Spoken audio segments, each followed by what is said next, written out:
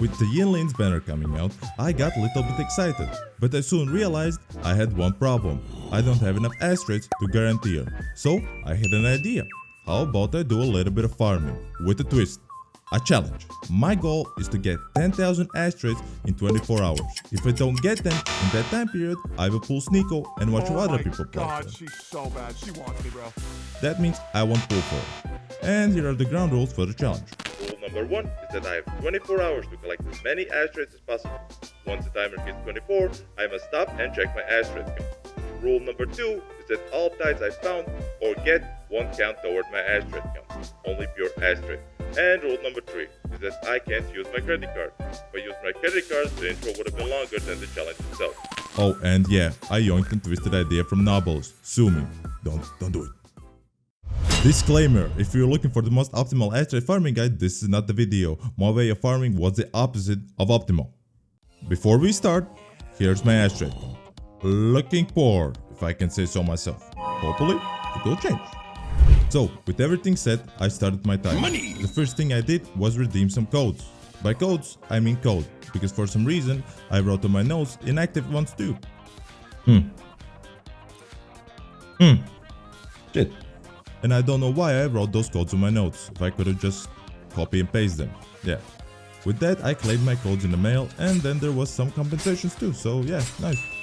After that, I completed the well-needed Resonator skill tutorial. And then I started doing the most fun part of every gacha game, looking up for events. I started doing events. First event I started was Overdash Club. In this event you had to parkour through platforms as fast as possible and collect tokens. This event had 6 stages and they were relatively short, but the event gave me those sweet juicy Astrites, so no objections from me. Try it out, Yinlin.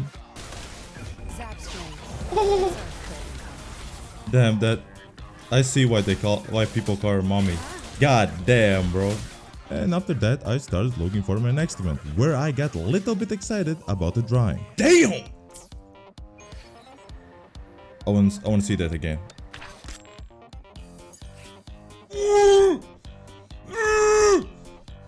The next event I started doing was Alloy Smells. In this event, you had to use Wuthering Wave's best feature, combat. And it gave me a chance to play with Yinlin once more. Oh! At the time of recording, this event only had 6 stages, so I couldn't get all the rewards. But by playing this event, I soon realized that I have one problem. I suck at combat.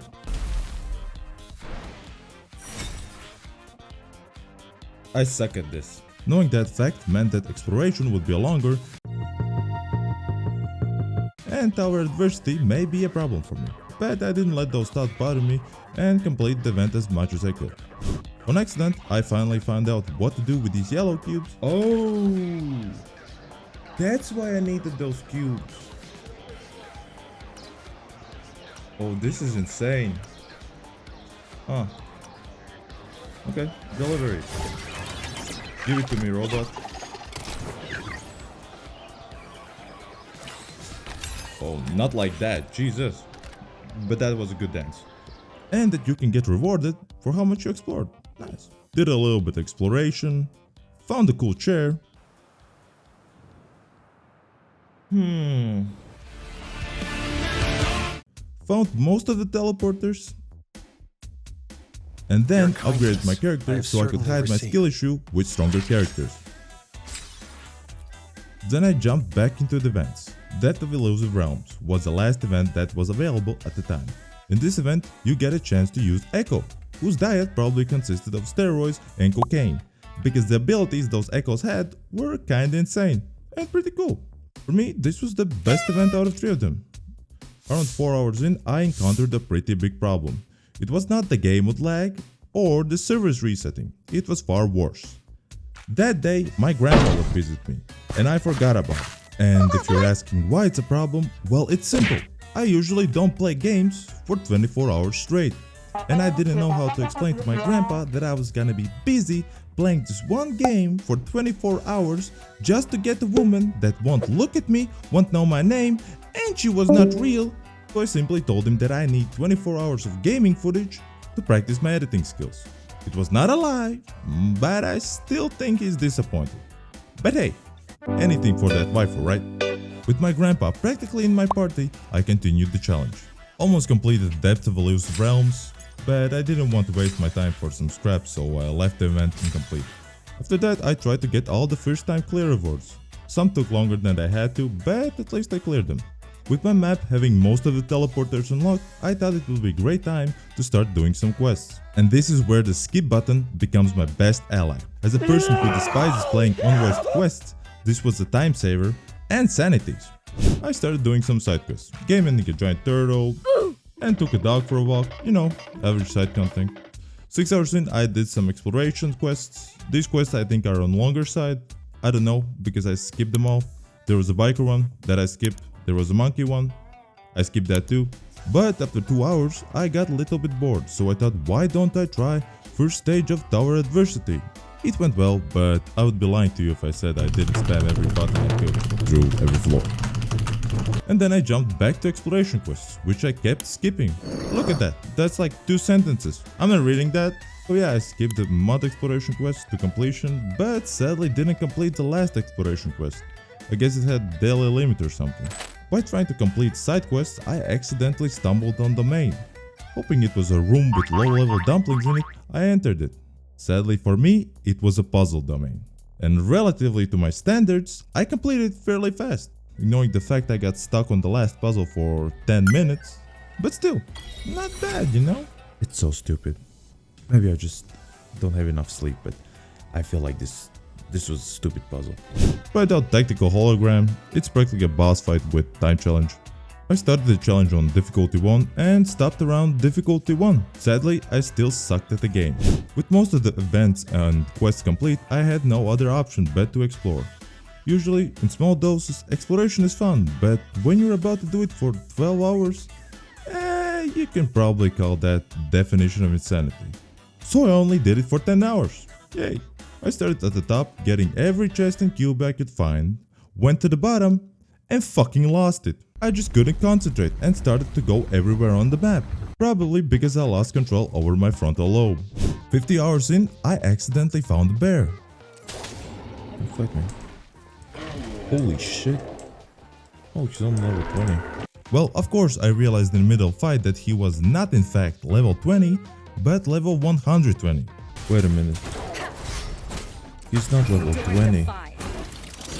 He's level 120. Oh my god, I am a dumbass. Yes, you are, bro.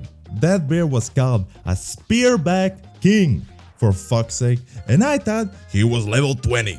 And you want to hear the funny part? I somehow beat him. I don't know how, but I beat him. I did it. After that, I kept exploring, collecting every chest I saw and every cube I saw. But this time I've drank 3 monster cans, hoping it will help me not feel sleepy. Sadly, I may have built tolerance for caffeine. And you know what I didn't build tolerance for? Caffeine diarrhea. Yeah, nothing feels better than wanting to sleep and shit yourself at the same time. Anyway, at 19 hours I built up enough confidence to play second stage of Tower Adversity. It went well, until I got to the 4th floor where for some reason I did no damage to the boss. The reason why I did no damage was that my main DPS was Electro, and the boss had resistance to Electro. Maybe I should read a little. Didn't complete the second stage fully because I didn't have second team, so yeah. So 20 hours in, I remembered that I can get Astrites from cooking. Oh wow, look at the time. 20 hours have passed. And you know what time it is? It's time to cook with Rover time.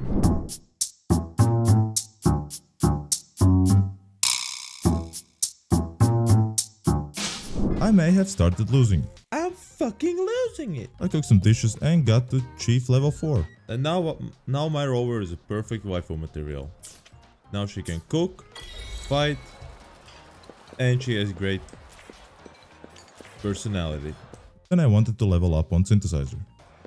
And now we're gonna cook meth. Made some blue powder and the green powder and got my synthesizer level to level 3. At some point I hit level 35. That meant I got free 15 pulls for the standard banner. Hopefully it will boost my morale and not do the opposite, right? So please boost my morale. 10 pull.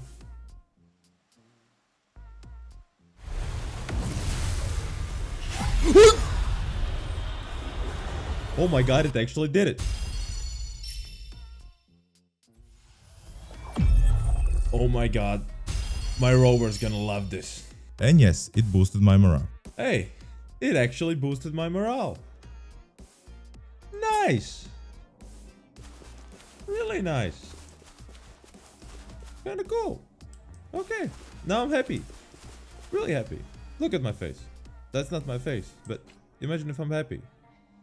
I'm like a dude, like, you know, and happy. Yep, anyway. Back to reality. Time to find some chests. And the flat ones, I mean. This is my pity at the time. So with few hours left, I tried out echo hunting. It all went well, got my databank to level 18, until I forgot that to level up my databank to level 19, I need to level up my world. What I physically couldn't do, because my level was too low. And there goes my 40 minutes of my time. After that failure, I finished my last hours opening few chests. And when the timer finally hit 24-hour mark, the challenge was finally over. So, 24-hour mark has been hit. And here are the results. What was it? Wait.